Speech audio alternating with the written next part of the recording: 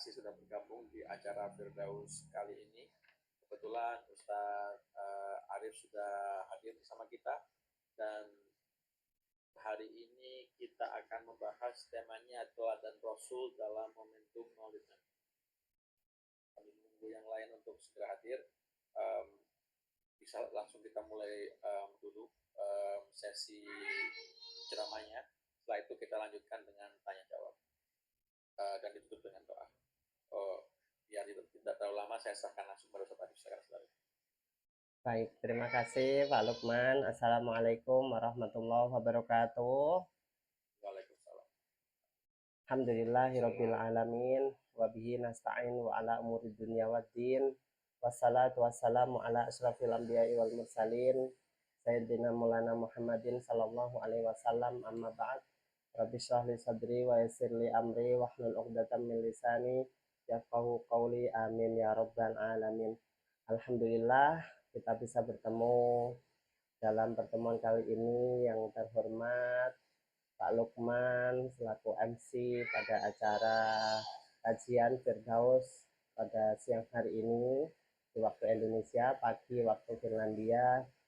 Yang terhormat Bu Anita, kemudian Pak Yanuar, Bu Restu, Bu Riani, dan teman-teman semuanya yang luar biasa yang telah mengundang saya dalam kajian kali ini. Ini merupakan suatu kehormatan yang luar biasa untuk saya sebagai seorang dosen.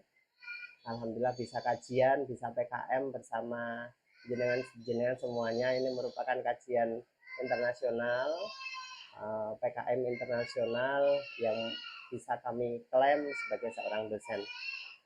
Kemudian salawat serta salam semoga tercurah limpahkan kehadirat Rasul Shallallahu Alaihi Wasallam. Bapak Ibu semuanya yang saya hormati, hari ini kita akan membahas tentang Maulud Nabi Shallallahu Alaihi Wasallam. Kemudian meneladani akhlak mulia dari Rasul Shallallahu Alaihi Wasallam. Lalu bagaimanakah sesungguhnya peringatan Maulud Nabi Shallallahu Alaihi Wasallam? Dikatakan Rasul Shallallahu Alaihi Wasallam ini bukan hanya memperingati Maulud Nabi Shallallahu Alaihi Wasallam 1 tahun sekali, tapi beliau juga memperingati setiap minggunya. Setiap minggunya beliau pasti akan memperingati. Pernah suatu ketika Rasul Shallallahu Alaihi Wasallam ditanya oleh salah satu sahabat, "Wahai Rasul, kenapa engkau berpuasa?" Kemudian Rasul menjawab, "Daka yauma wulidtu." Disitulah saya, di hari Senin lah saya dilahirkan. Wadaka yauma bu'istu. Dan waktu hari Senin itulah saya akan dibangkitkan lagi. Artinya di sini Bapak Ibu semuanya, Rasul Shallallahu Alaihi Wasallam bukan hanya memperingati hari lahir beliau 1 tahun sekali, namun juga setiap minggunya pasti beliau akan berpuasa, menyempatkan diri untuk bersyukur kehadirat Allah Subhanahu wa Ta'ala akan hari lahir beliau di hari Senin. Karena itulah beliau kemudian berpuasa setiap hari Seninnya. Kemudian Rasul Shallallahu Alaihi Wasallam juga mengatakan, "Daka yauma ursalu alayya." Disitulah saya juga di hari Senin itu juga saya diberikan wahyu oleh Allah Subhanahu wa Ta'ala untuk yang pertama kalinya. Luar biasa sekali di hari Senin ini. Karena itulah jamaah rahimakumullah, bahwa kita tidak perlu ragu untuk memperingati hari lahir Sallallahu Alaihi Wasallam. Karena beliau sendiri memperingatinya. Tidak perlu kita mendebatkannya apakah itu merupakan bid'ah, hal yang baru yang tidak ada di zaman Rasul Shallallahu Alaihi Wasallam, karena memang ini adalah hal yang baru. Betul, ini hal yang baru.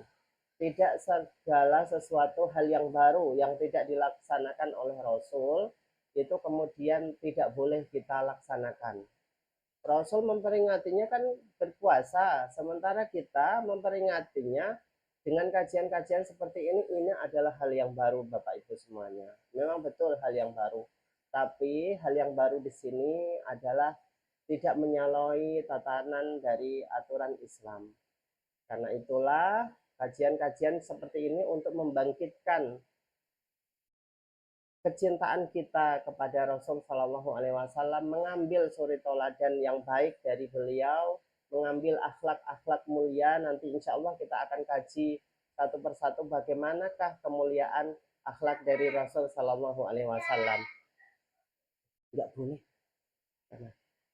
Kemudian Bapak Ibu semuanya, yang kedua kenapa kita memperingati Maulud Nabi Shallallahu Alaihi Wasallam? Abu Lahab atau yang dikenal sebagai Abul Uzza. Abul Uzza itu nama aslinya Bapak Ibu semuanya. Aslinya adalah Abul Uzza. Yang kita kenal di Al-Quran sebagai Abu Lahab. Abu Lahab itu adalah Abul Uzza. Kenapa dikatakan sebagai Abul Uzza?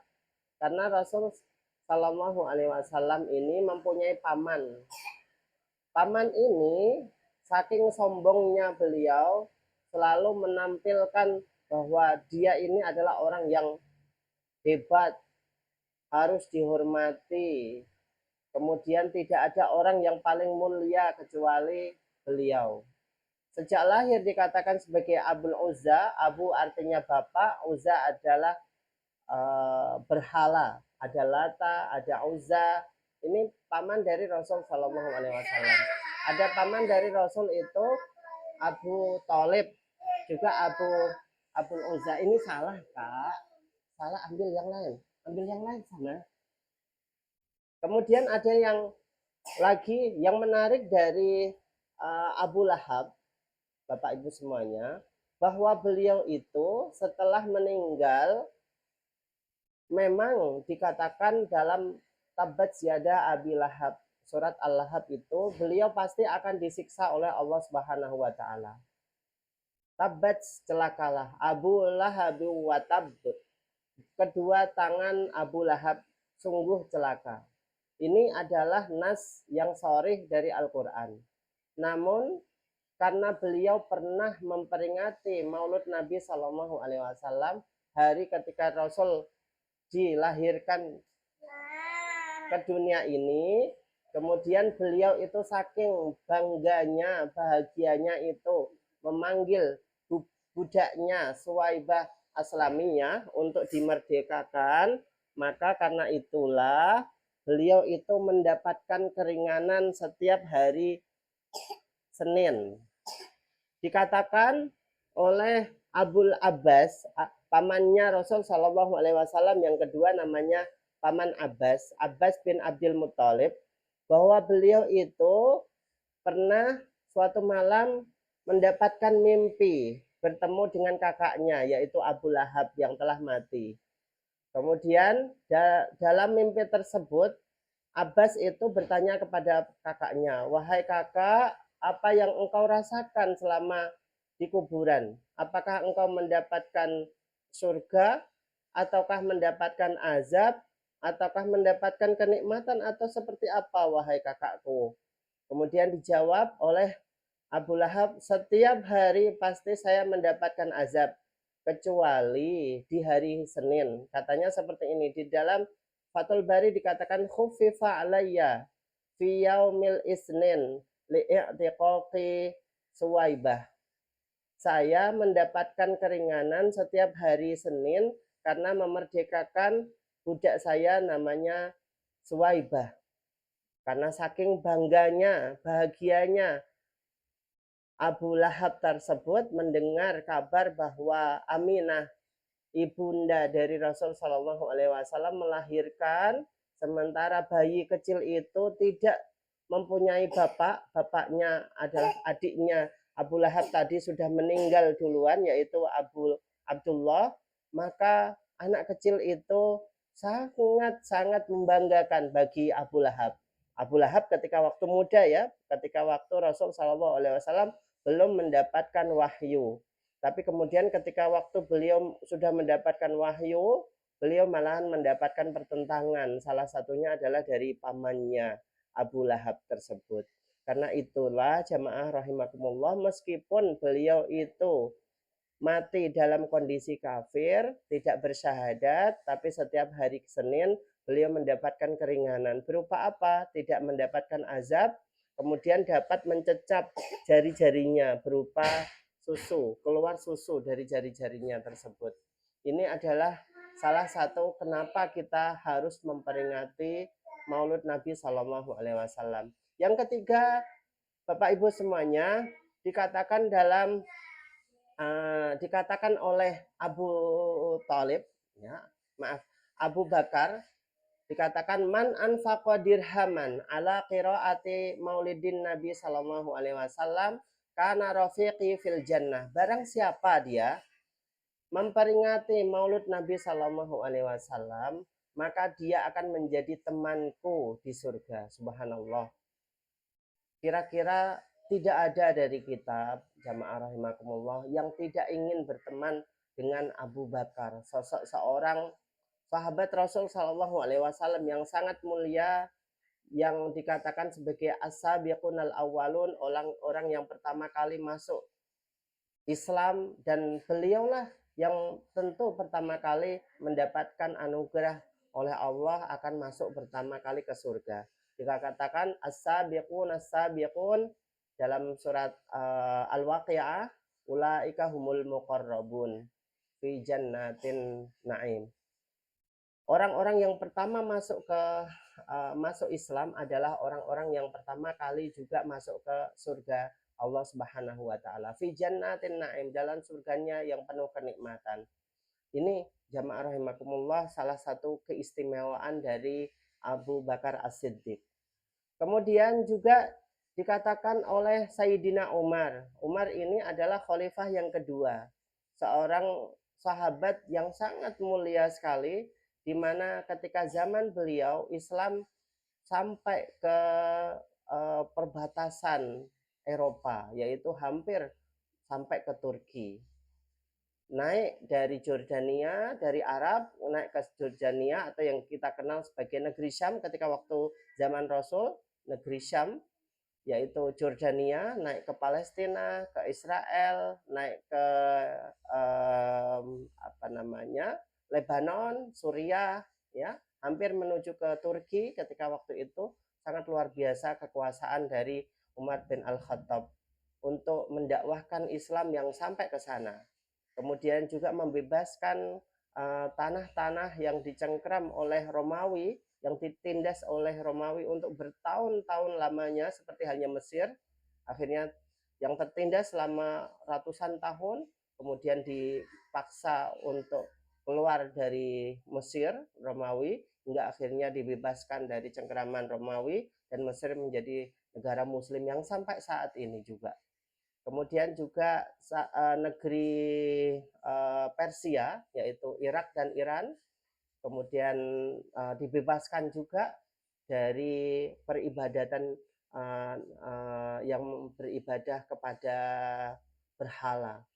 Maka jamaah rahimakumullah, salah satu hal yang luar biasa yang disampaikan beliau ketika waktu memperingati Maulud Nabi Shallallahu Alaihi Wasallam, man adzama, kata beliau, kata Umar bin Al-Khattab, man adzama maulidin Nabi Shallallahu Alaihi Wasallam faqad ahyal Islam. Barang siapa yang mengagungkan Maulud Nabi Shallallahu Alaihi Wasallam, maka dia seakan-akan menghidupkan kembali apa itu Islam. Islam ini adalah kuat, jamaah. Bapak Ibu semuanya, luar biasa Islam ini hadir di tengah-tengah kita ketika waktu 1400 tahun yang lalu, saat dunia sedang gelap-gelapnya, saat dunia tidak mengenal bagaimanakah kondisi kita beribadah itu seperti apa, saat orang Arab waktu itu sangat mengkultuskan yang namanya berhala, menyembah berhala, yang mana berhala adalah benda mati yang tidak bisa memberikan manfaat apapun. Saat waktu itu masyarakat Arab jahiliyah membunuh para perempuan, bayi-bayi perempuan, karena memang tidak mempunyai kemanfaatan menurut mereka seperti itu.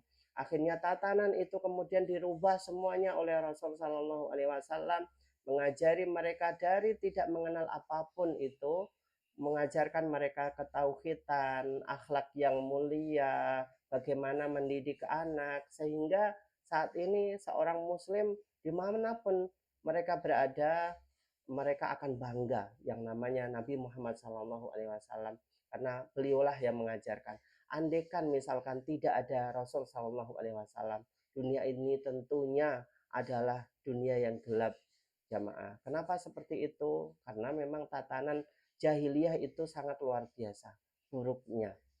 Satu sama lain mereka saling merebutkan, cuma berebut untuk mengambil air saja. Mereka mengambil sumur saja dari salah satu kaum, kemudian mereka harus membantai kaum tersebut, kemudian menjadikan kaum tersebut sebagai budak. Kemudian perbudakan oleh Rasul dilarang, fakku raqabah kata Rasul, bebaskan budak. Setiap kali melanggar sumpah pasti membebaskan budak. Hukumannya. Seorang suami istri yang melakukan hubungan badan ketika waktu Ramadan, maka dia harus membebaskan budak. Lambat laun kemudian perbudakan ini sudah tidak ada. Maka ini jamaah rahimakumullah yang luar biasa dari Rasul Shallallahu Alaihi Wasallam. Michael Hurt dalam bukunya, karyanya yang fenomenal sekali. Ini adalah orang kafir, orang non muslim, tapi menulis 100 ya orang yang paling fenomenal, yang berpengaruh di dunia ini sepanjang masa. Ada 100 orang yang menurut beliau dalam bukunya ya adalah orang yang berpengaruh sepanjang masa, sepanjang kehidupan. Salah satunya, mohon maaf, nomor satunya beliau katakan di dalam buku tersebut adalah Muhammad Sallallahu Alaihi Wasallam. Rasul Sallallahu Alaihi Wasallam adalah panutan kita semuanya. Ini menggambarkan bahwa sosok orang kafir saja dapat mengakui kehebatan serta pengaruh beliau yang sampai sekarang dirasakan luar biasa sekali. Bagaimanakah kita sebagai seorang muslim? Maka Allah Subhanahu wa taala dalam Al-Qur'annya dikatakan wa ma arsalnaka illa rahmatan lil alamin. Tidaklah aku mengutusmu wahai Muhammad kecuali untuk kasih sayang seluruh dunia ini. Kasih sayangnya bukanlah hanya untuk manusia saja, untuk saudara kita muslim saja tidak, tapi orang-orang non muslim juga kita kasihani.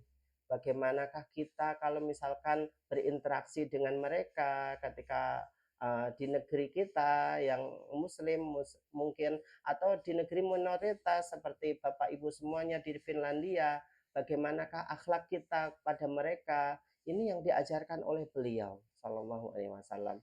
Tidak kok kemudian beliau meminta agar kita itu memerangi mereka, kita ambil saja harta mereka, tidak, tapi ada akhlak-akhlak mulia yang ditunjukkan oleh Rasul. Bahkan beliau itu berinteraksi dengan orang-orang non-muslim sampai akhir hayatnya. Dikatakan bahwa wadir'uhu marhunun alal Yahudi, bahwa baju perangnya itu Rasul Shallallahu Alaihi Wasallam ketika waktu mati meninggal beliau, baju perangnya itu masih tergade dengan orang Yahudi, salah satu orang Yahudi. Artinya apa, jamaah rahimakumullah? Bahwa beliau itu berinteraksi dengan orang non-muslim sangat luar biasa sekali. Tidak ada kemudian menjelek-jelekkan orang non-muslim, tidak. Yang sama-sama Islam saja, tidak. Tapi semuanya. Bahkan dengan yang namanya makhluk hidup yang lain. Banyak sekali Rasul Shallallahu Alaihi Wasallam mengajarkan kepada kita ketika waktu kita menyembelih hewan, maka sembelihlah dengan yang baik, haruslah diasah, ya, haruslah diasah. Kalau idza qataltum fa ahsinul qatlata, kata Rasul Shallallahu Alaihi Wasallam dalam hadisnya, ketika kalian membunuh maka bunuhlah dengan yang sebaik-baiknya, ya. Kita harus mengasah dulu setajam mungkin pisau tersebut, kemudian baru kita sembelihkan, sampai kalau memang ada sembelihan ada syarat-syaratnya, harus mengalir mengalirkan ada 3 hal yang harus dialirkan, yaitu urat nadi sebelah kanan dan kiri, riaten, kemudian jalur napas, jalur makanan itu harus terpotong semuanya. Kalau tidak, maka itu akan menyakiti yang namanya makhluk hidup yang lain. Kita harus mempercepat kematiannya, jangan sampai lambat karena itu sangat menyakitkan sekali. Andai kan misalkan kita membunuh dengan memotong kakinya terlebih dahulu, kemudian ekornya, kemudian baru kepalanya, ini kan haram hukumnya. Ini menggambarkan sosok beliau 1400 tahun yang lalu belum ada yang namanya undang-undang yang mengatakan tentang bagaimanakah harus membunuh hewan, bagaimana interaksi kita dengan makhluk yang lain. Suatu ketika juga Rasul Shallallahu Alaihi Wasallam mendapati sahabat-sahabatnya ketika waktu beliau itu istirahat, mendapati sahabat-sahabatnya mengambil anak burung, kemudian memisahkannya dengan induknya. Beliau sangat marah sekali. Siapa yang melakukan hal ini semuanya? Ada yang ngaku, saya wahai Rasul. Balikkan, karena ini adalah makhluk hidup, ini kasihan kalau Anda tidak apa namanya kalau Anda memisahkannya dari induknya. Ini yang luar biasa dari Rasul Shallallahu Alaihi Wasallam. Karena itulah dikatakan wa innaka la'ala khuluqin adim. Sesungguhnya engkau Muhammad adalah sosok seorang manusia yang mempunyai akhlak yang mulia sekali. Jamaah rahimakumullah, Bapak Ibu semuanya, Rasul menekankan kepada kita pentingnya seorang muslim mempunyai akhlak yang mulia. Bukanlah seorang muslim itu yang di mata Allah mulia itu karena gelarnya yang hebat, tidak, atau hartanya yang melimpah, tidak, ya, atau kecerdasannya yang seperti hanya melebihi profesor mungkin, tidak, bukan seperti itu semuanya jamaah. Tapi Rasul mengatakan inna aqraba minkum minni majlisan yaumal qiyamati ya ahsanuhum akhlaqan. Orang-orang yang paling dekat denganku di hari kiamat nanti, di surga nanti, ya, satu majelis denganku, seakan-akan beliau itu ada di dalam majelis, kita ada di samping-samping beliau. Inilah adalah orang-orang yang akhlaknya mulia.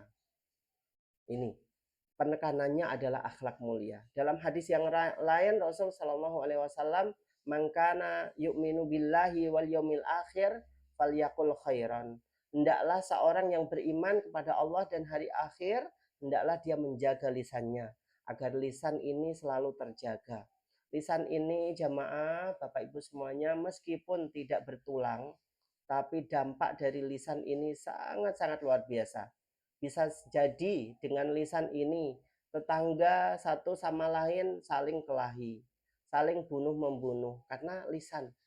Ya, adu domba, fitnah yang kita tebarkan dari lisan ini menyebabkan satu sama lain tidak akur, ya, tidak baik-baik saja, akhirnya tengkar satu sama lain, saling membunuh dan lain sebagainya. Ini lisan, ya. Luar biasa dari akhlak ini. Yang kedua juga Rasul mangkana yu'minu billahi wal yaumil akhir falyukrim jarahu. Hendaklah kita kalau memang beriman kepada Allah dan hari akhir, kita wujudkan bukanlah dari kening kita yang hitam karena sujud kita, tidak, atau peci kita yang selalu ada di dalam kepala, tidak, atau sarung kita yang selalu kita pakai, tidak, atau kerudung kita yang selalu kita pakai, tidak semuanya itu jamaah. Tapi aspek implementasi dari sebuah keimanan kepada Allah dan hari akhir itu adalah kata Rasul, falyukrim jarahu, falyukrim doifah. Hendaklah memuliakan tamu, hendaklah memuliakan tetangga. Ini adalah aspek-aspek keimanan yang diajarkan oleh Shallallahu Alaihi Wasallam, beliau Muhammad Shallallahu Alaihi Wasallam, yang luar biasa sekali. Jamaah rahimakumullah, dalam Al-Qur'annya beliau mengatakan, Allah Subhanahu wa taala mengatakan wal kadiminal ghaidha, adalah orang-orang yang termasuk, ya, penghuni surga nanti, muiddat lil muttaqin, surga ini diperuntukkan untuk orang-orang yang bertakwa kepada Allah, Bertakwa itu seperti apa? Dijelaskan oleh Allah, salah satunya adalah al-kadzibinal ghaidha. Adalah orang-orang yang senantiasa uh, meng, ya, tidak menampakkan kemarahannya kepada orang lain, wal afina anin nas, dan memaafkan orang-orang yang ada di sekitarnya. Dan ini kita lihat dari sosok Rasul Shallallahu Alaihi Wasallam. Bagaimana Rasul dalam hadisnya ketika waktu pulang dari masjid ketok pintu ya rumah Aisyah, rumah istrinya, kemudian Aisyah ditanya oleh Rasul apakah di rumah ada makanan. Wahai Aisyah, wahai Humairah, istriku, ternyata tidak ada. Kemudian ketok pintu istri yang lain. Wahai misalkan Saudah misalkan atau Zainab misalkan, apakah ada makanan di rumahmu? Tidak ada. Kalau memang tidak ada, hari ini saya akan berpuasa. Kesederhanaan yang luar biasa yang ditampakkan oleh Rasul Shallallahu Alaihi Wasallam, dan beliau tidak merasa bahwa saya ini adalah nabi, saya ini adalah pemimpin negara, pemimpin kaum, pemimpin orang Islam, harus ada makanan yang engkau sediakan untukku, engkau adalah istriku, maka kewajibanmu ini dan lain sebagainya. Tidak seperti itu jamaah. Tapi Rasul Shallallahu Alaihi Wasallam akan mengatakan kepada istrinya, saya akan berpuasa. Akhlak yang mulia. Beliau tidak marah sama istri-istrinya yang tidak menyediakan makanan. Kemudian beliau juga senantiasa menjahit pakaiannya sendiri. Padahal beliau mempunyai banyak sekali budak. Setiap kali pertempuran berlangsung, beliau akan mendapatkan sebagian dari budak-budak tersebut. Dan budak ini waktu itu ya hukum internasional boleh-boleh saja. Ya, zaman sekarang memang tidak ada perbudakan, ya, human trafficking tidak ada. Tapi zaman itu sah-sah saja seorang mempunyai budak. Tapi ketika waktu Rasul Shallallahu Alaihi Wasallam mempunyai budak, apakah beliau menjahitkan pakaiannya kepada budak-budak tersebut? Tidak, beliau jahit sendiri. Beliau menjahit sandalnya sendiri. Beliau juga menuangkan air untuk wudhu juga sendiri. Ini luar biasa dari akhlak mulia Rasul Shallallahu Alaihi Wasallam. Jamaah rahimakumullah, salah satu aspek yang luar biasa ketika waktu peperangan ditunjukkan akhlak mulia dari Rasul Shallallahu Alaihi Wasallam ketika waktu perang Khandaq. Perang Khandaq itu adalah perang parit artinya. Perang parit ini jatuh pada tahun kelima Hijriah. Kenapa dikatakan sebagai perang parit? Karena 5 Hijriah ini Madinah akan dikepung dari berbagai arah oleh klan Arab di seluruh Jazirah Arab. Banyak sekali klan-klan yang kemudian bergabung untuk menyerang Madinah, menghancurkan Madinah, membunuh Muhammad SAW ketika waktu itu. Kemudian Rasul menyampaikan hal ini kepada sahabat-sahabatnya, disepakatilah kita harus membuat parit oleh Salman Al-Farisi. Kalau ini terjadi di negaraku, wahai Rasul, di Persia sana, kami akan membuat parit. Parit itu panjangnya jamaah 45 km. Kemudian lebarnya itu adalah 5 meter, sehingga sekuat apapun kuda tidak akan bisa lompat ke parit yang satunya, ke arah parit yang satunya lagi. Kemudian dalamnya sekitar 3 sampai 5 meter. Ini bisa Bapak Ibu bayangkan bagaimana Rasul berjibaku untuk membuat parit itu dalam waktu 1 minggu saja. Karena memang kalau sampai lebih dari 1 minggu otomatis Madinah akan hancur. Karena itulah sahabat dan seluruh penduduk Madinah berjibaku untuk membuat parit tersebut. Ketika waktu pembuatan parit jamaah rahimakumullah, tiba-tiba di situ Rasul, ya, para sahabat mendapati ada banyak sekali bongkahan batu. Batu itu dipukul tidak mempan oleh para sahabat. Kemudian Rasul datang memukul batu itu 3 kali, pecah semuanya, hancur. Kemudian ketika waktu pecah yang pertama, dipukul yang pertama, terlihat negeri Syam. Negeri Syam akan kalian bebaskan.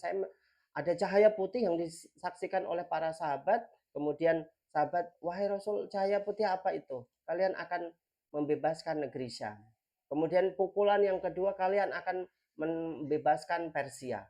Nah, ini luar biasa. Yang pukulan yang ketiga, kalian akan membebaskan Konstantinopel, Turki yang sekarang, negara Turki sekarang. Ini luar biasa.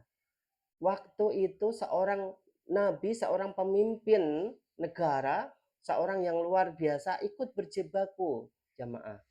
Ikut ikut andil dalam pembuatan parit yang panjangnya 45 km tersebut yang mengelilingi kota Madinah. Ini luar biasa dari akhlak mulia Rasul Shallallahu Alaihi Wasallam. Karena itulah di dalam Al-Qur'annya ya Allah menurunkan dalam surat Al-Ahzab ya, Al-Ahzab ini adalah turun ketika waktu perang Khandaq tadi ya. Surat Al-Ahzab dikatakan semuanya berisi tentang peperangan, tapi di situ Al-Ahzab salah satunya adalah dikatakan laqad kana lakum fi rasulillahi uswatun hasanah. Sungguh di dalam diri kalian wahai orang-orang muslim terdapat ya uswah hasanah dari Rasul Shallallahu Alaihi Wasallam, dari Muhammad Shallallahu Alaihi Wasallam yang sangat mulia sekali. Jamaah rahimakumullah, bukan hanya itu saja kemuliaan dari Nabi Shallallahu Alaihi Wasallam.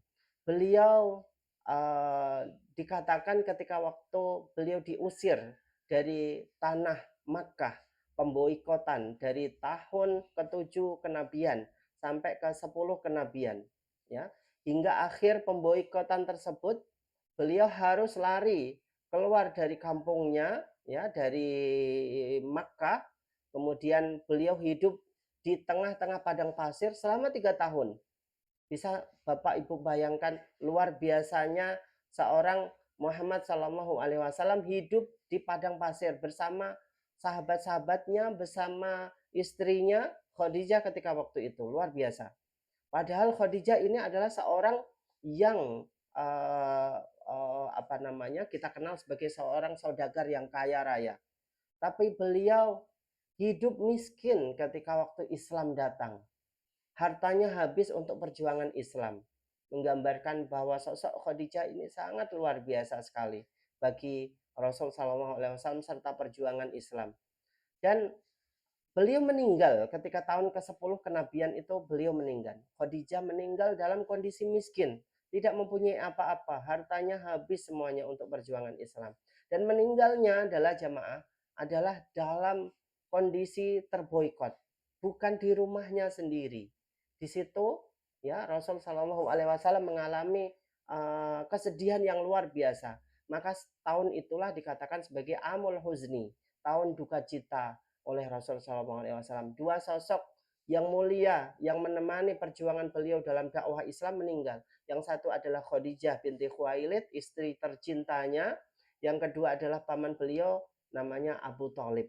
Meskipun Abu Thalib ini adalah orang kafir, tidak mau Islam, sampai meninggalnya pun belum bersyahadat kepada Allah Subhanahu wa taala, tapi beliau dari jasa beliau inilah kemudian Islam ya hadir.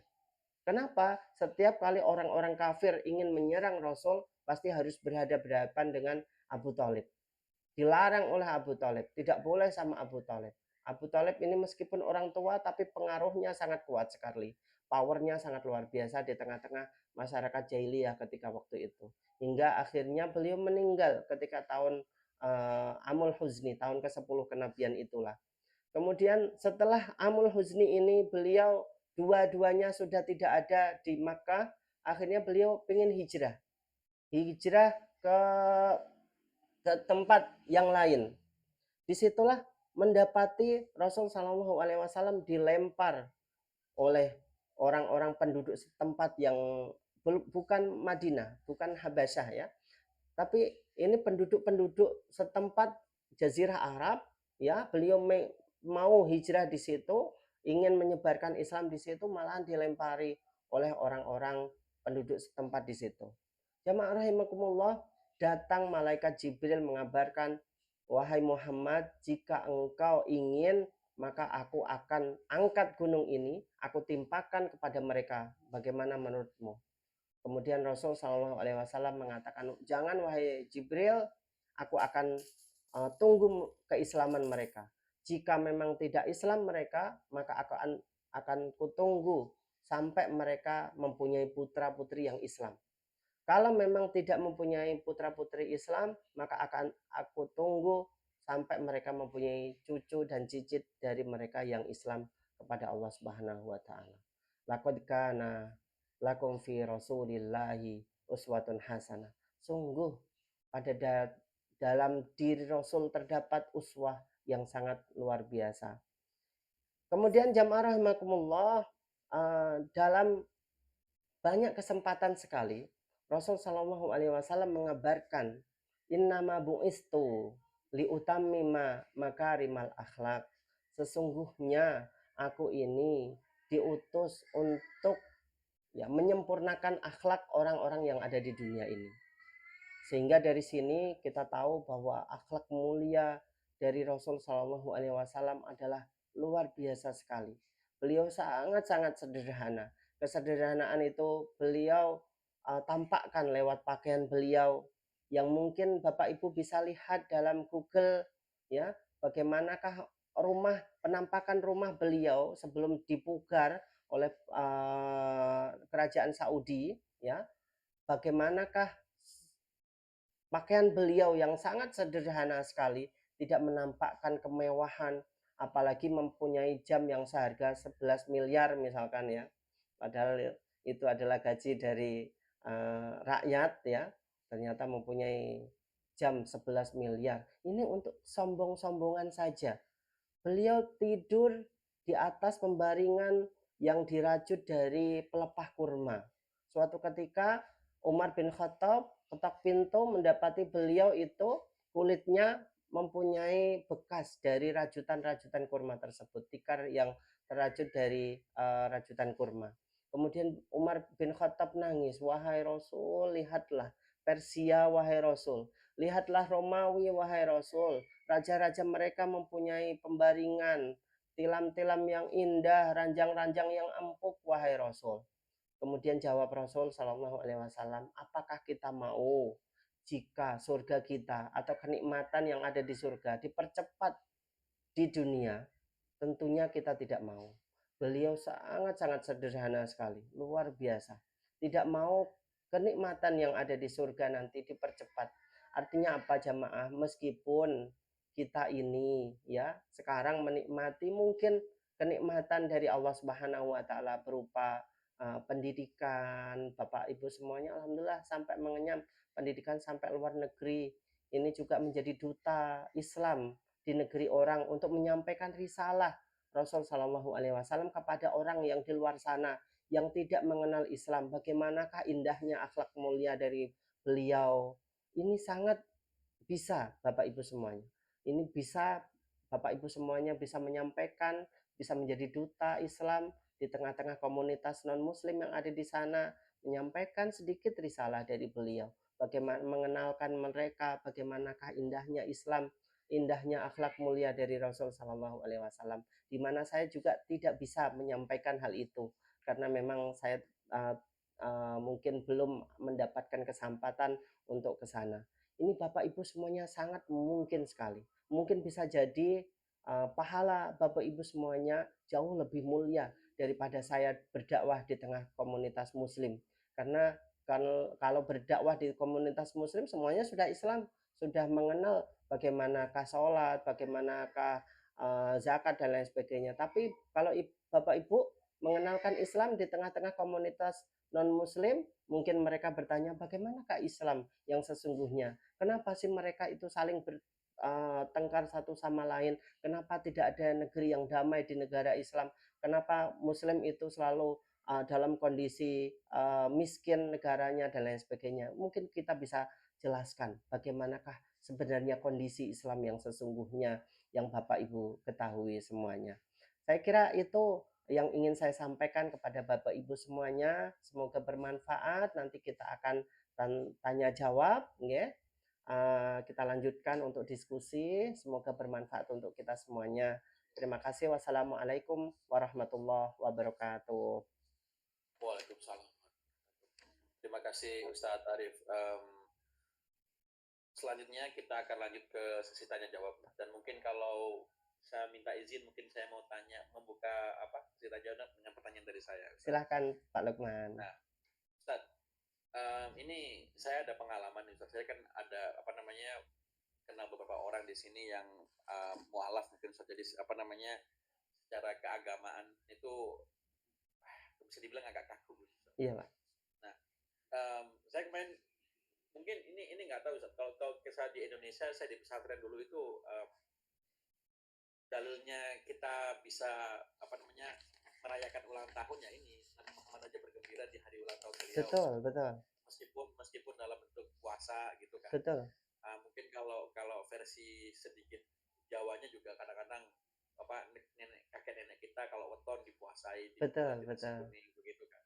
Nah, kalau di sini gitu ada yang apa namanya saya kemarin bilang ada yang ulang tahun kan saya bilang orangnya selamat ulang tahun dia bilang kita kan orang Islam nggak boleh merayakan ulang tahun itu kan budayanya orang kafir itu gimana tapi saya bilang itu kalau saya di Indonesia saya di pesantren juga dulu tuh kita ada nggak yang pakai kue segala macam nggak ada yang begitu ya sekedar apa namanya kita malah ya sering kalinya kita diingatkan banyak-banyak amal nih beliin makan gitu kan nah gimana gitu satu apa namanya mungkin lebih bijaknya lagi untuk apa namanya mungkin kita bisa berbagi gitu Ustaz, apa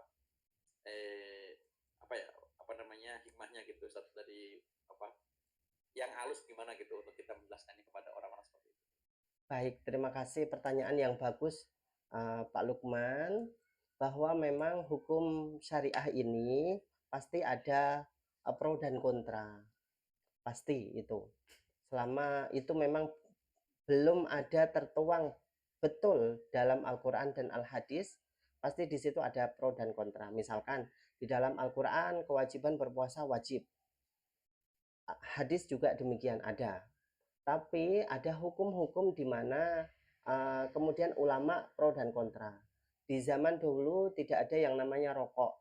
Kemudian orang-orang Muslim, ya khususnya komunitas NU di Indonesia menghukumi rokok ini adalah makruh karena berbahaya untuk tubuh dan membahayakannya itu tidak langsung. Misalkan membahayakannya itu langsung haram. Tapi karena ini tidak langsung maka menghukuminya makruh. Tapi ulama-ulama Saudi mengatakan bahwa rokok adalah haram, madarat, membahayakan tubuh kita. Begitu juga ulang tahun. Di zaman Rasul memang tidak ada kemudian ulang tahun dirayakan dan lain sebagainya. Tapi hadisnya kita bisa tunjukkan kepada saudara-saudari kita bahwa hadisnya jelas bahwa daka yauma walidtu. Kenapa engkau berpuasa di hari Senin wahai Rasul? Hari itulah aku dilahirkan. Artinya syukur untuk ulang tahun itu boleh-boleh saja di dalam Islam. Sampai membagi kue, misalkan potong kue, misalkan itu boleh-boleh saja. Kan niatnya kita adalah bersedekah untuk orang lain. Sedekah toh adalah sunnah. Mensyukuri segala sesuatu merupakan sunnah. Kita berbagi merupakan sunnah. Saya kira ini adalah hal-hal yang diperbolehkan di dalam Islam, meskipun ada beberapa ulama mungkin yang cenderung mengharamkannya, seperti halnya Syekh Soleh bin Abdul Aziz, ya. Rata-rata mereka mengatakan bahwa itu adalah bid'ah, tidak ada zaman Rasul Shallallahu Alaihi Wasallam. Tapi selagi kita meniatkannya adalah untuk kebaikan, bukan untuk hura-hura, bukan untuk berpesta-pesta, apalagi di situ tidak ada misalkan nauzubillah, misalkan kalau orang luar sana kan mungkin kita kalau lihat dalam film-film itu mungkin mereka merayakan ulang tahun dengan pesta, kemudian dengan miras dan lain sebagainya. Sementara kita seorang muslim tidak ada hal itu, kita hanya berbagi, ya, berbagi kebahagiaan dengan bersedekah, dengan bersyukur, dengan berpuasa, maka itu boleh-boleh saja Pak Lukman. Saya kira itu. Ya. Berarti Ustaz, apakah ini terlalu jauh kalau dibilang merayakan ulang tahun itu sunnah? Kalau kalau dikatakan sebagai sunnah, kalau kita ngambil dari hadis tersebut sunnah, karena Rasul sendiri merayakan ulang tahun beliau hari Senin, setiap minggunya bahkan. Ini perayaan beliau setiap minggunya, bukan hanya 1 tahun sekali, tapi beliau setiap minggu, pasti setiap hari Senin pasti akan merayakannya. Hanya saja memang tidak serta-merta kemudian to the point dikatakan sebagai itu adalah perayaan ulang tahun, tidak. Tapi teksnya kita jelas ya, daka yauma wulidtu, di hari itulah aku dilahirkan. Maka aku bersyukur dengan berpuasa di situ. Mungkin seperti itu Pak Lukman. Terima kasih Pak Arif. Terima kasih. Untuk pertanyaan berikutnya saya serahkan kepada Bapak Ibu. Siapa tahu ada yang ingin bertanya, silahkan. Di sini ada yang tadi hadir paling duluan kan waktu dewasa. Mungkin Mbak Fatima tanya, ada juga Mas Andi. Mas Andi ini ketua Firdaus yang saya. Insya Allah luar biasa. Ada juga Ibu Airin ketua ini Irlandia Indonesia. Beliau sering mengadakan silaturahmi. Ada juga ini bendahara kita nih Mbak Melani ada di sini. Banyak di sini bisa nanya-nanya juga. Ada juga Mbak Aula di sini. Silakan, ayo silakan bertanya. Yang bisa tanya Mas Andi tuh, Mas Andi tanya Mas Andi. Mas Andi tanya Mas. Kan? Aduh. Assalamualaikum. Waalaikumsalam. Waalaikumsalam Pak Ustadz Arif. Terima kasih Pak Andi. Alhamdulillah kita bertemu kembali Ustadz Arif. Alhamdulillah Pak Andi. Kamera karena lagi menyelesaikan apa ini data-data dari Indonesia. Gak apa-apa Pak Andi, monggo silahkan. Nah, jadi kalau dari saya sendiri pengalaman gitu di sini kan berkumpul kita ini ya di Irlandia ini ada mazhab Hanafi, Maliki dan lain sebagainya gitu dan pola-pola pikir yang berbeda dari perspektif khususnya Maulid.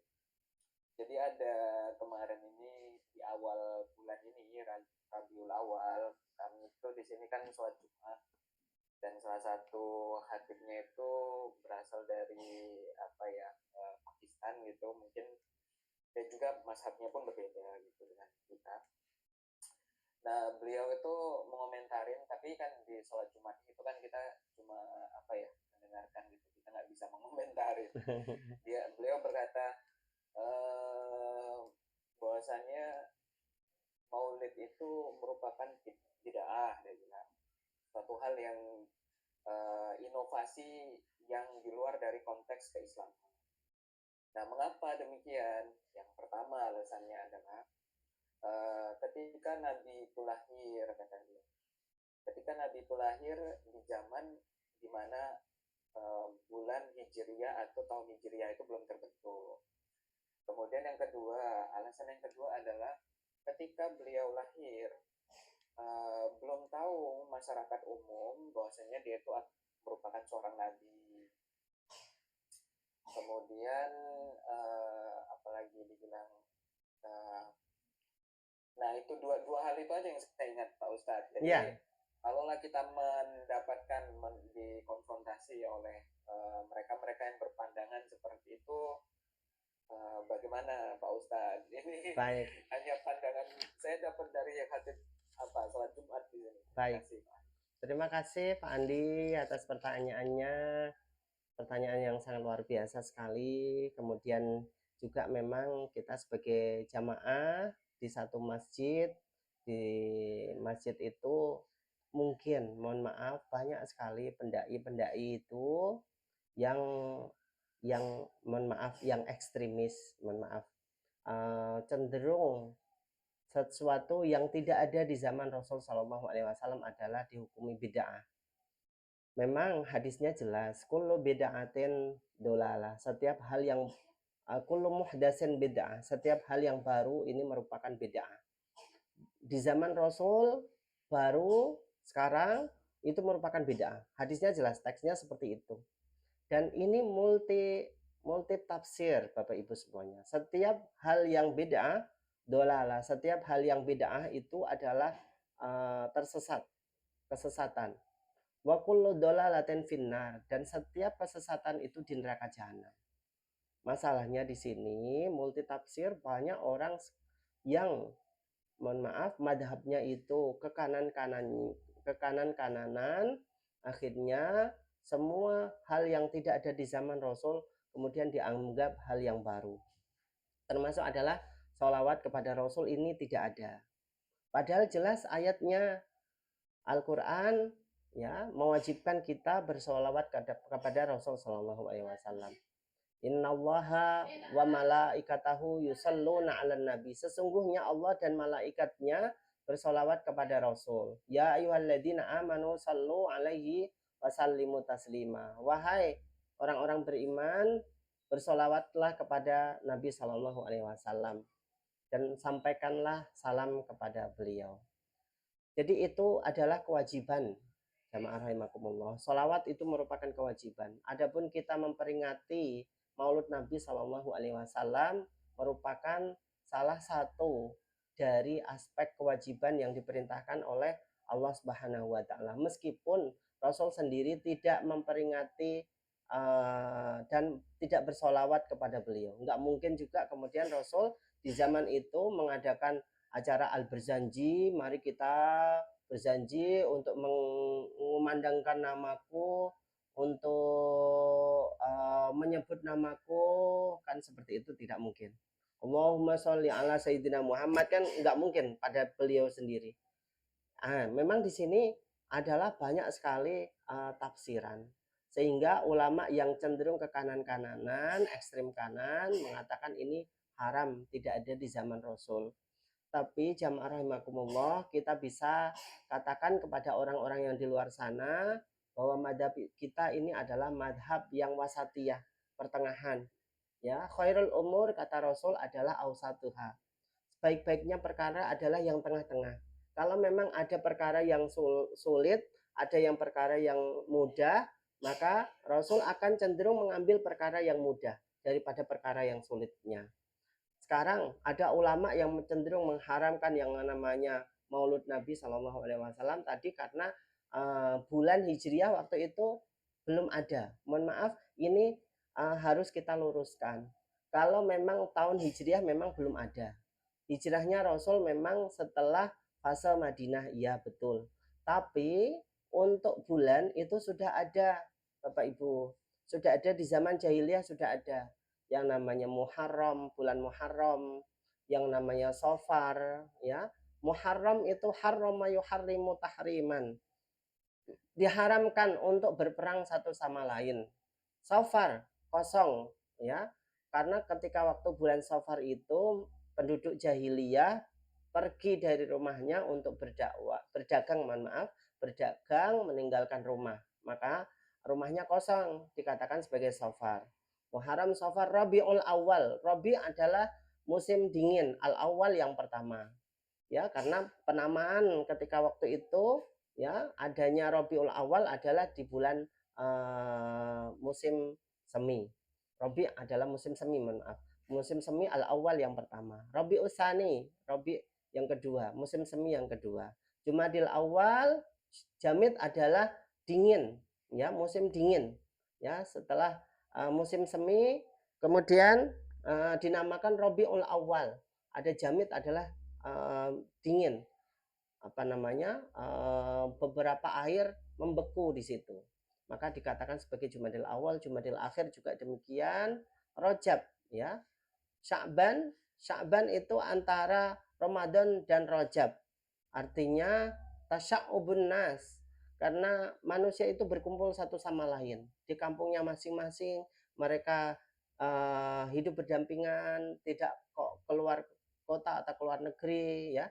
Ini sudah ada semuanya di zaman Rasul, sebelum Rasul Shallallahu Alaihi Wasallam dilahirkan, sehingga Rasul ini lahir di bulan Rabiul Awal, ya. Kemudian untuk tahunnya memang belum terbentuk, karena tahunnya ini yang membentuk adalah Sayyidina Umar bin Al-Khattab. Waktu itu yang namanya tahun pasti akan dimulai dengan fenomena yang terjadi. Fenomena yang terjadi di zaman Nabi Shallallahu Alaihi Wasallam lahir adalah penyerangan kota Makkah yang dilakukan oleh orang-orang dari Yaman yang namanya Raja Abraha.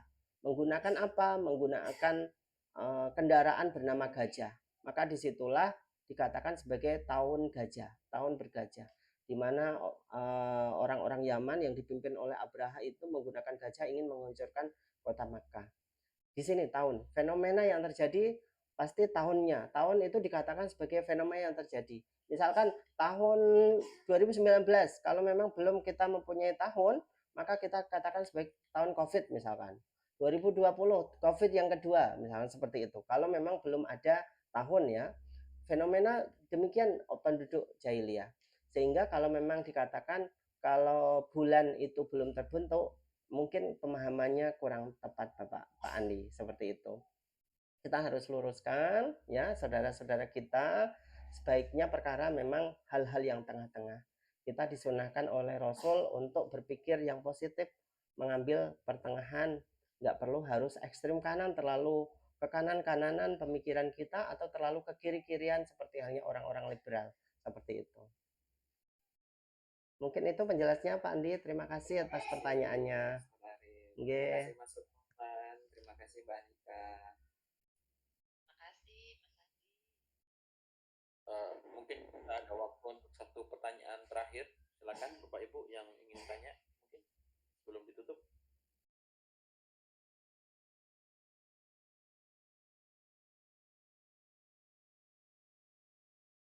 Mungkin kalau nggak ada, saya tanya lagi, Ustaz.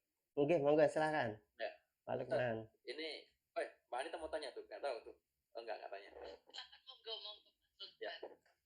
Ustaz Arif, ini sudah sekian lama saya Ustaz nggak ngaji tarikh Ustaz. Ini kayaknya untuk tarikh ini kalau di luar setting pendidikan formal memang kurang banyak gitu. Seharusnya kalau pengajian secara umum kan kayaknya tarikh itu yang jarang dibahas. Ada mungkin sepenggal, tapi Iya, secara Pak. kronologikal itu kita mungkin orang awam tuh nggak dapat Ustaz.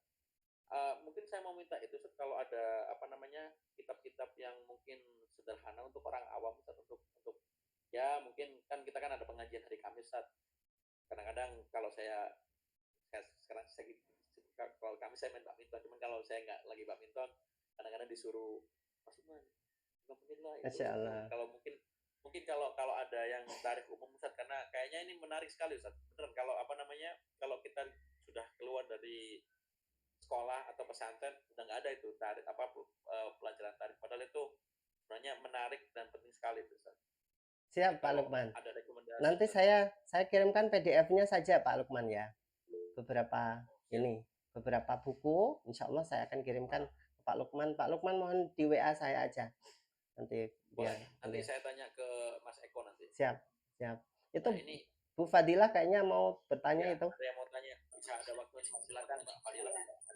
Ya, Assalamualaikum Ustadz, terima kasih banyak ilmunya hari ini. Oke, sama-sama.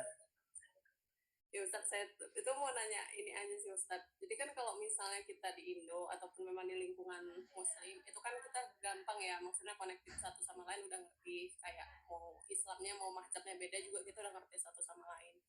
Tapi kalau misalnya nih Ustadz, kayak saya dan teman-teman kan beberapa baru juga di Irlandia. Nah, untuk cross religion kan juga banyak. Kadang ada ditanya misalnya sebenarnya Islam itu gimana sih gitu. Nah, saya tuh kadang secara awamnya itu masih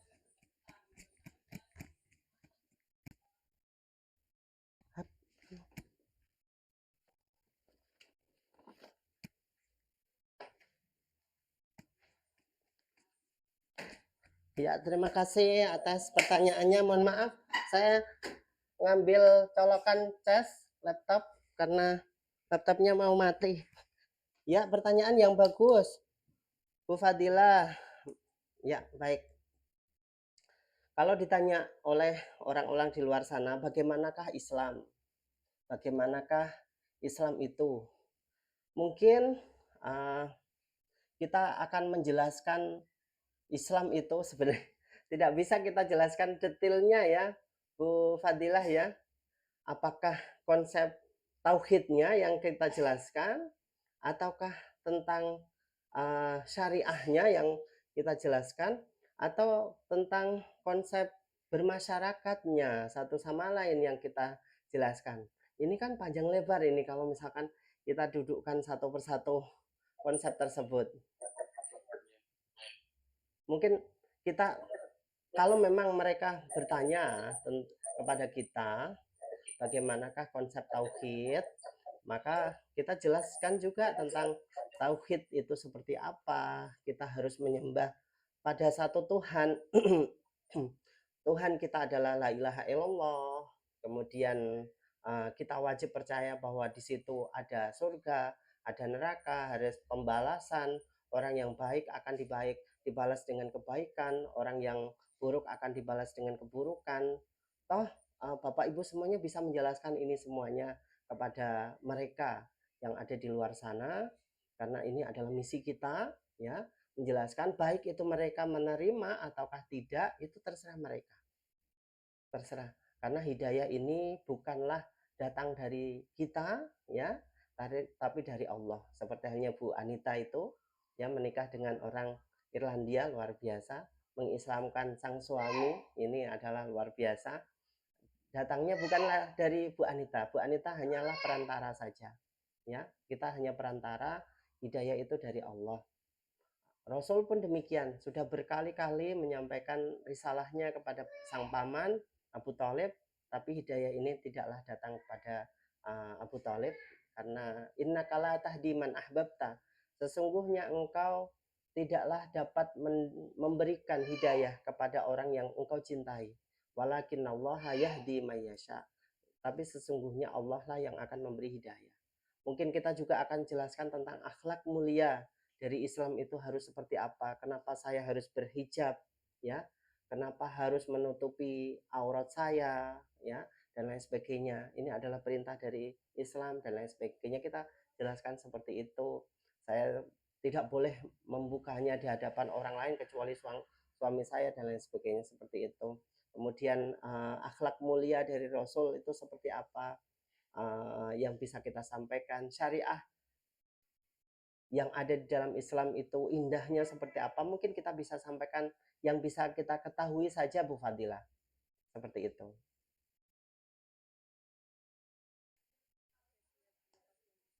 Sama-sama, Bu.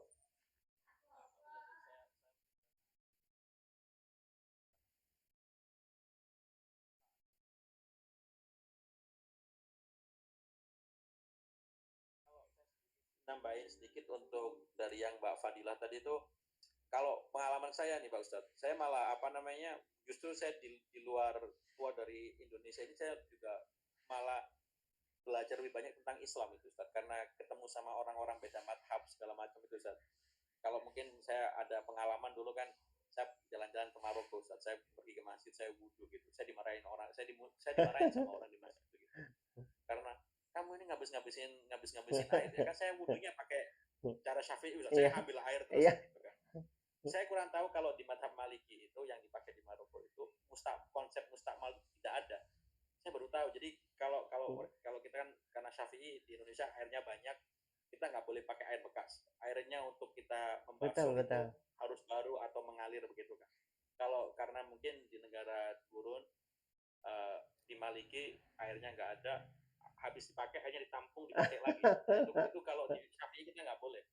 Itu saya baru tahu seperti itu Sat. Jadi ini kalau pengalaman saya kalau saya bisa sharing ke teman-teman yang baru, nah kan mungkin kita harus membuka pandangan bahwa Islamnya Indonesia itu bukan yang benar mutlak.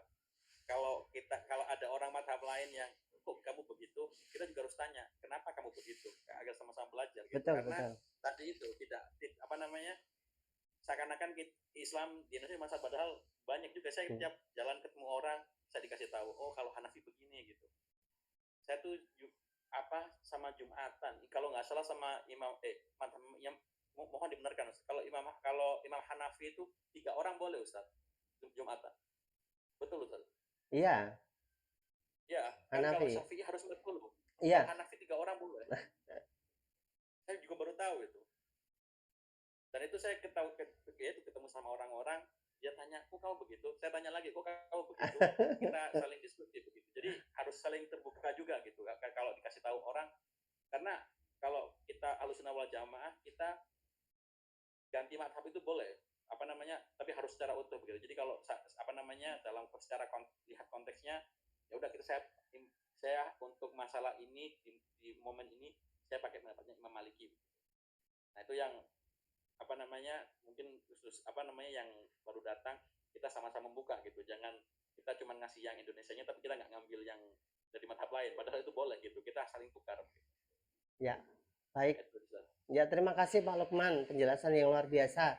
Saya kira semakin banyak kita berinteraksi dengan orang luar sana, betul apa yang disampaikan oleh Pak Lukman, kita pasti akan terbuka wawasannya. Saya juga awal-awal ketika waktu dulu melihat orang-orang yang sholat di Masjidil Haram, ya Bapak Ibu juga pasti tahulah bagaimana kondisi Masjidil Haram. Banyak sekali orang-orang yang dengan madhabnya masing-masing. Ada anak kecil, bapaknya sholat, anak kecil itu nangis, akhirnya digendong sambil sambil dipeluk-peluk seperti itu, sambil melanjutkan sholat. Ini menurut madhab-madhab di luar sana, madhab Maliki, Hanafi. Padahal madhab Maliki dan Hanafi ini adalah guru dari Imam Asy-Syafi'i, Bapak Ibu semuanya. Tapi kemudian beliau itu berbeda dengan para gurunya, para pendahulunya. Nah, ini bukan berarti dosen dengan mahasiswa kemudian tidak boleh berbeda, tidak. Ini sudah dicontohkan oleh ulama-ulama solih kita yang luar biasa, pendiri para madhab, ya, pendiri madhab-madhab. Antara guru dan murid sudah berbeda, itu sudah hal yang wajar. Sehingga ketika kita menjadi dosen didebat oleh mahasiswa kita yang berbeda dengan argumen kita, saya kira itu adalah hal yang wajar saja misalkan terjadi, asalkan mereka dalam konteks rasionalis, kemudian ada dasar-dasar hukum dari Al-Quran dan hadis, monggo silahkan. Tapi kalau misalkan debat-debat kusir, nggak jelas ke sana kemari, ya kemudian kita harus meluruskannya seperti itu. Terima kasih Pak Lukman, luar biasa sekali atas pengalamannya di Maroko tadi. Karena mungkin kalau dalam Maliki itu mengambil dari sabda Rasul Shallallahu Alaihi Wasallam, karena Shallallahu Alaihi Wasallam ya tatwaddau bil mud.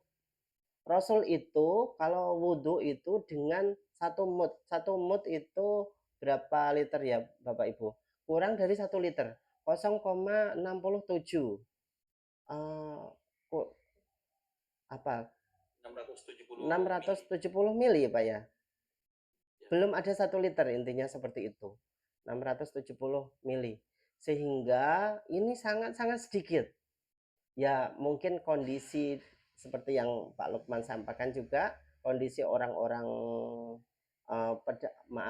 orang-orang padang pasir itu berbeda dengan kondisi orang-orang yang ada di Asia Tenggara atau di Eropa sana, melimpah airnya dan lain sebagainya. Tapi kita Tuhannya sama Bapak Ibu. Andaikan Islam ini datangnya adalah dari Asia Tenggara, tentu ya, maaf, andaikan Islam ini datangnya adalah bukan dari Allah, tentu Muhammad akan mengatakan kalau kalian itu mandi cukup dengan tayamum. Wes, angger gulung-gulung di pasir ada cukup. Nah, seperti itu. Karena memang Islam ini datang untuk rahmatan lil alamin, untuk seluruh dunia ini. Aspek kesucian ini tidak boleh suci kecuali dengan air. Padahal air sangat mahal sekali di Arab Saudi sana. Panasnya sampai 55 derajat. Jarang ada sumur, jarang ada hujan di situ. Andaikan ada hujan pun bisa dihitung jari dalam setahun. Ini menggambarkan bahwa air sangat langka sekali di sana, apalagi di zaman dahulu. Kalau zaman sekarang mungkin bisa dikonversi dari air laut ke air tawar, tapi zaman dahulu belum ada teknologi yang bisa mengkonversinya, nggak mungkin akan terjadi. Tapi Allah kemudian mewajibkan agar kita itu bersuci, berwudu, mandi, semuanya adalah dengan air. Bisa kita bayangkan bagaimana kesulitan beliau ketika waktu mandi, ya. Beliau ketika waktu wudhu, sehingga wudhu beliau itu cukup dengan 1 mud. 1 mud 670 berapa Pak mililiter ya? Mililiter tadi. 670 mililiter. Artinya belum ada. Iya Bu, belum ada 1 liter Ibu. Itu kalau kita pakai di Indonesia itu lebih-lebih sekali. Kenapa Rasul enggak dari Asia Tenggara aja? Kalau Asia Tenggara enak, ente dari Asia Tenggara enak, air banyak. Allah kemudian menurunkan ente air di situ. Makanya syariahmu pakainya air. Tapi sekarang kita lihat kondisi dari Rasul itu adalah di tengah-tengah padang pasir, kemudian diwajibkan mandi, wudhu pakainya adalah air. Jika memang tidak ada, terpaksa banget pakainya adalah tayamum. Itu pun jarang sekali kita temui sahabat-sahabat, paling satu dua dalam hadis-hadis Rasul tentang tayamum, satu dua saja, itu pun dalam perjalanan. Kalau memang tidak dalam perjalanan, beliau senantiasa akan wudhu dengan air. Ini menggambarkan Islam ini adalah untuk rahmatan lil alamin, untuk seluruh dunia ini, Bapak Ibu semuanya. Ini luar biasa. Dan kita sekali lagi harus terbuka dengan madhab-madhab yang lain. Andaikan misalkan kita debatlah dengan yang baik, ya, dengan dalil-dalil yang baik. Kita sampaikan bahwa kita ini dari madhab Syafi'i. Artinya juga kalau memang kita mandi ataupun wudhu tidak boleh israf. Ya, israf adalah berlebih-lebihan. Kalau memang israf ini haram hukumnya. Seluruh hal yang berlebih-lebihan haram. Ya, mandi kalau berlebih-lebihan, ya, sampai satu bak gede banget diisi air, habis itu dituangkan, dibuang semuanya. Ini adalah mubazir namanya, israf, berlebih-lebihan tidak boleh, haram hukumnya. Wudhu pun demikian, sampai 10 menit wudhunya nggak selesai-selesai, semuanya untuk nguras air kita. Nah, kan banyak air di Indonesia nggak masalah, di Eropa juga banyak air, bukan masalah banyak air atau tidaknya, tapi kalau misalkan berlebih-lebihan hukumnya adalah haram. Saya kira itu mungkin tambahan dari saya, Pak Lukman. Terima kasih. Ya. Ustadz Arif, mungkin kalau Ustadz Arif berkenan menjelaskan sedikit, Ustadz. Ini kebetulan saya lihat ini ada banyak mahasiswa baru nih, Ustadz. Ini kalau di Irlandia, pengalaman saya pribadi yang mungkin memudahkan saya sebagai orang Islam itu apa namanya, khuf, Ustadz. Kan kalau dingin, khuf. Nggak tahu kalau Ustadz Arif apa namanya pendapatnya bagaimana, tapi kita dulu ada Ustadz juga dari apa namanya, beliau lulusan alumni Kairo, Ustadz. Itu setiap September begini ada mahasiswa baru, saya minta beliau untuk menjelaskan masalah khuf, Ustadz, karena di sini tempat wudhu itu susah, kebanyakan toilet di sini tuh toilet kering, jadi nggak bisa basah, Ustadz. Jadi kalau kita di kantor, di kampus mau sholat itu saya tiap September begini saya harus menjelaskan lagi, kita bisa pakai khuf. Mungkin 2 menit aja bisa dijelaskan apa namanya, biar apa namanya mahasiswa baru itu bisa apa namanya, ini karena ya kalau di Irlandia musim dingin susah kita usah lepas kaos kaki, masalah apa namanya, basah lagi, dingin lagi gitu. Nah, mungkin bisa dijelaskan sebentar, Ustaz. Baik. Kalau mungkin saya akan jelaskan sedikit tentang muzah ataupun khuf, ya. Jadi saya akan ambilkan kitabnya saja ya Pak ya, sebentar ya.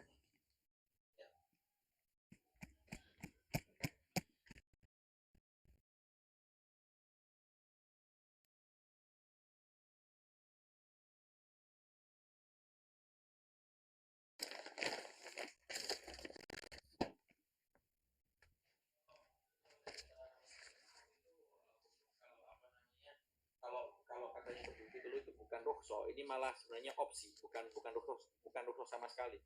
Nah, itu dimana kita kalau wudhu itu kita nggak harus melepas kaos kaki, tapi kaos kakinya harus di atas mata kaki, cuma diusap aja gitu. Jadi kalau kita lagi di kampus mau sholat lebih cepat begitu. Nah, ini saya biar Ustaz apa namanya Arif aja yang menjelaskan lebih apa namanya lebih lebarnya gitu. Tapi ini kalau kita udah musim dingin udah enak banget, nggak usah mikir apa namanya, apalagi kalau di sini kan toilet kering gitu, apa namanya, mungkin kalau kita lepas mau ngebasuh full, wudhu full itu basah semua. Ini sebenarnya solusinya gitu. Dibilang cheat bukan cheat, ini emang opsi, jadi bukan rukhsah, memang beneran boleh. Ini saya serahkan dulu ke Ustaz Arif. Baik, saya baru wal mashu, nah ini baru mencari, sudah ketemu ya. Bapak Ibu. Wal mashu alal khuffaini jaizun, dan mengusap kedua muzah. Muzah itu bentuknya adalah, Bapak Ibu pasti sudah tahu, kalau orang Arab, orang Eropa yang mempunyai musim dingin pasti akan mengenal yang namanya muzah, dan ini selalu dipakai di kaki karena biasanya dingin itu yang paling kita rasakan menusuk itu adalah di kaki. Kaki ini kalau terhindar dari musim dingin, insya Allah badan kita agak lumayan hangat. Tapi pertama kali kalau kaki ini kena, biasanya flu dan lain sebagainya ini akan kita rasakan cepat sekali, menyebar ke seluruh tubuh kita.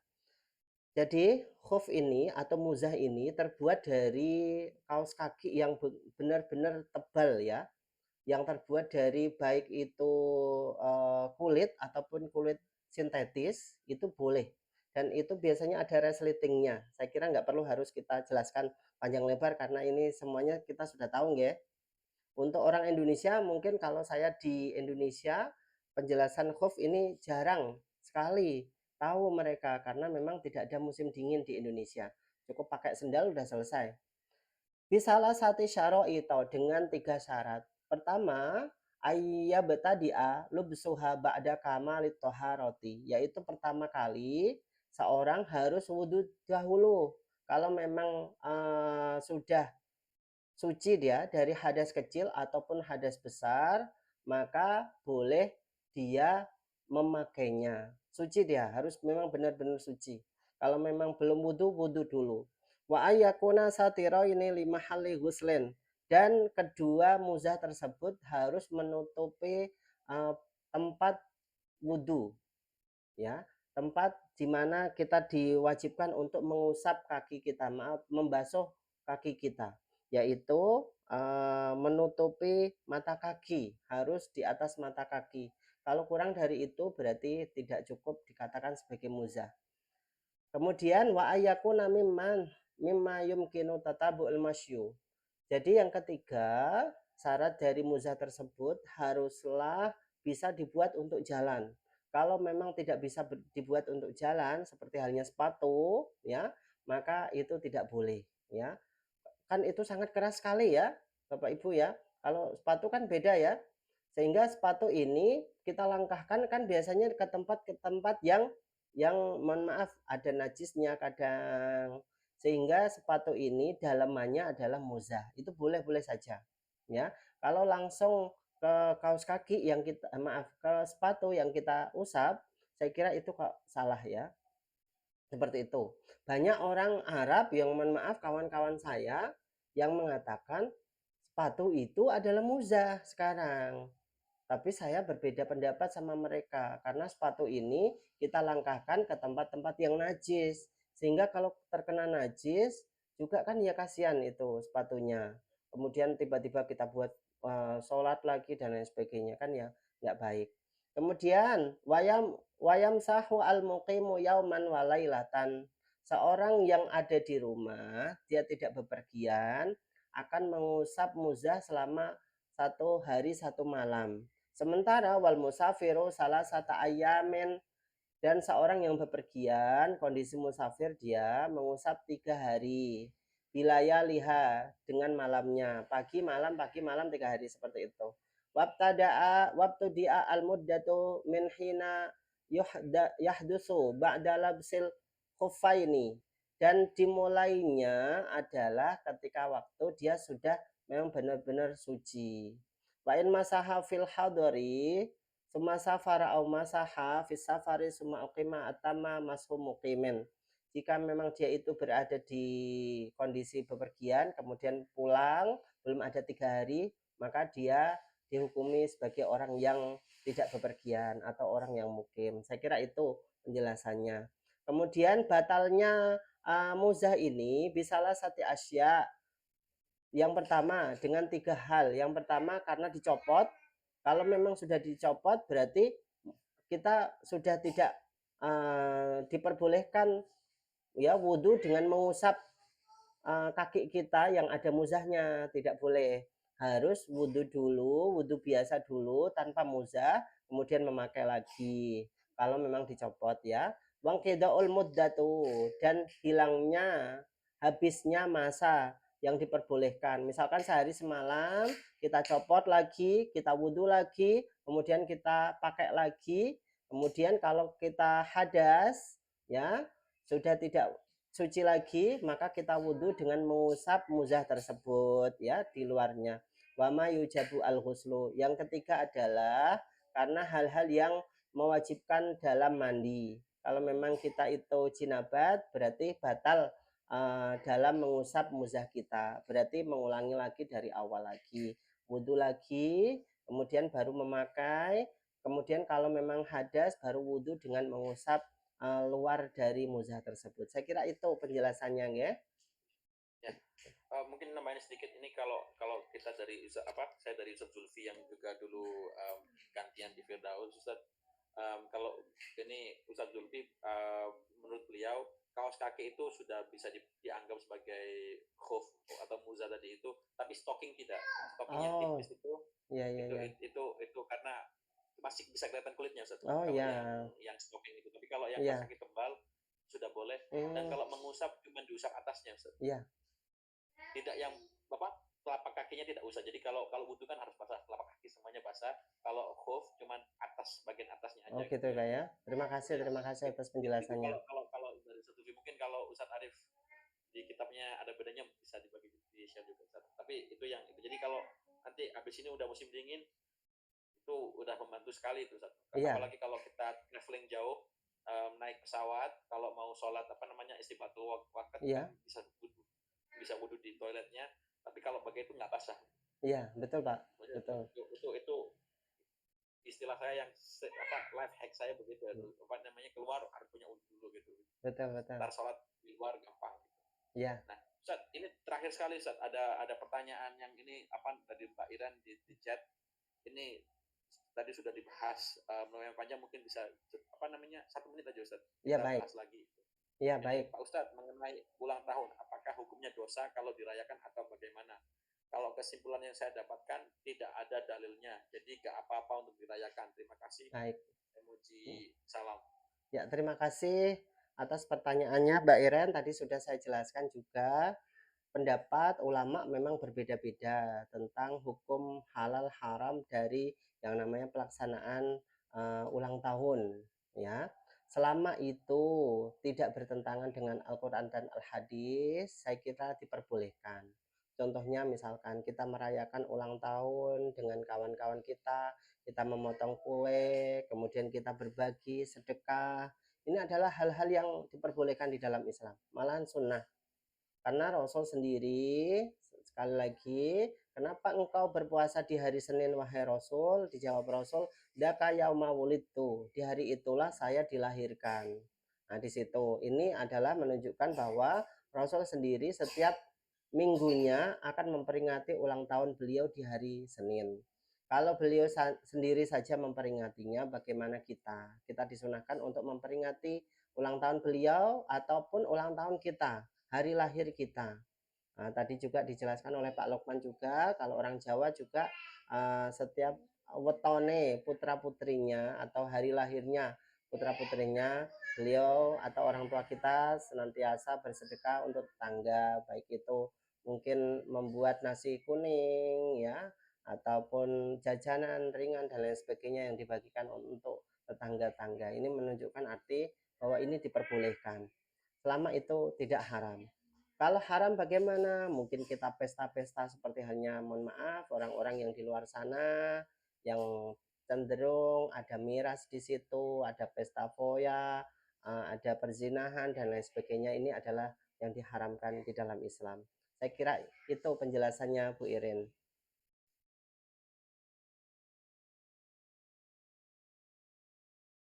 Sudah, ada pertanyaan lagi? Monggo silahkan Bapak Ibu. Sudah lewat kita waktunya Ustaz. Jadi mungkin mohon maaf, jadi kalau ada pertanyaan lagi gabung lagi di pengajian berikutnya. Terima kasih. Sebagai acara terakhir, saya serahkan nih untuk Ustaz Arif untuk memimpin doa Ustaz, doa penutup. Ya. Silakan benar. Terima kasih Pak Lukman. Mari Bapak Ibu semuanya kita menengadahkan tangan, meminta kepada Allah agar mana apa yang kita laksanakan ini, aktivitas ngaji, kajian, untuk mendapatkan ilmu bermanfaat untuk kita semuanya, agar kita juga mendapatkan berkah dalam kegiatan ini. Mari kita berdoa bersama. Bismillahirrahmanirrahim. Allahumma shalli wa sallim ala sayyidina Muhammad wa ala sayyidina Muhammad. Alhamdulillahirabbil alamin. Hamdan syakirin, hamdan na'imin. Ya Rabbana laka hamdu kama jalla wajhadun sultanik. Allahumma nawwir qulubana bihidayatika kama nawwarta syamsa abadan abada. Allahumma ja'alna sayatina sayati man ahbabta wa la taj'alna sanatina sanatil masyuqadir. Allahumma najina kumdihan. Allahumma rizqna rizqan tayyiban barakan wasi'an. Allahumma ghdina bihalalika an haramika bi ta'atika ma'siyatik wa bi fadlika amma siwak. Allahumma nas'aluka al-'afwa wal 'afiyata fid dini wad dunya wal akhirah. Rabbana hab lana min azwajina wa dzurriyyatina qurrata a'yun waj'alna muttaqina imama. Rabbana atina fid dunya hasanah wa fil akhirati hasanah wa qina adzabannar. Subhana rabbika rabbil izzati amma yasifun wa salamun alal mursalin walhamdulillahi rabbil alamin. Al-Fatihah.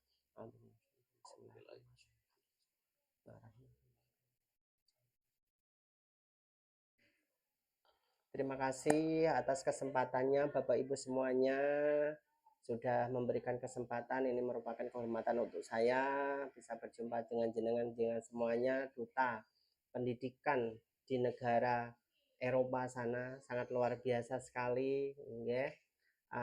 Terima kasih untuk Pak Lukman, Bu Anita, Pak Yanuar, Bu Fadila atas pertanyaan-pertanyaannya tadi. Kemudian semua Bapak Ibu yang belum saya sebutkan satu persatu, ya. Mohon maaf kalau memang ada kesalahan dalam tutur kata saya, ya.